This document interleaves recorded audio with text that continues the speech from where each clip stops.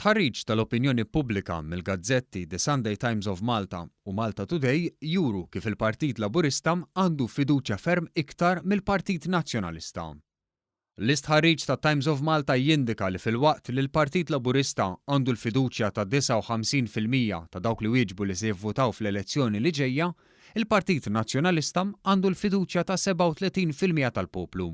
Dak li t-Times issejjaħlu bħala l-inqas appoġġ għall Partit Nazzjonalista sa minn wara l-indipendenza. Fil-waqt li t-Times issostni li bejn il-partiti hemm qabża ta' 22%, min-naħa tagħha l-Gazzetta Malta Today issostni li jinqas minn 50 jum qabel l-elezzjonijiet tal-Parlament Ewropew u l-Kunsilli Lokali din id-differenza hi ta' 17%. Skont dan l-istħarriġ, il-Partit Laburista jgawdi l-ogħla fiduċja fost l-etajiet kollha fis-soċjetà u fir-reġjuni kollha, bl-ikbar fiduċja tkun fost in-nisa u l-anzjani. Id-differenza bejn il-mexxejja taż-żewġ partiti ewlenin tibqa' evidenti. Bil-Prim Ministru Joseph Muscat jikseb appoġġ ikbar minn Adrian Delija fl-etajiet kollha u fir-reġjuni kollha.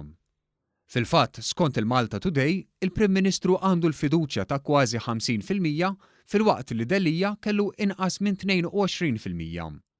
L-appoġġ għal Delija kien iktar baxx minn dak miksub mill-partit tiegħu, xhieda li l-Kap Nazzjonalista huwa iktar ta' pis għall-partit tiegħu.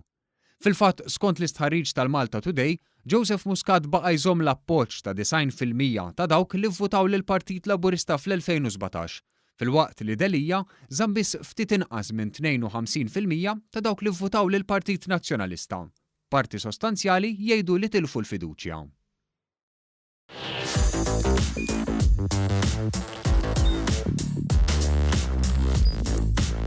Idħol fuq one.com.mt u hemmhekk tista' tara l-programmi kollha li jxandru fuq One permezz ta' One Play.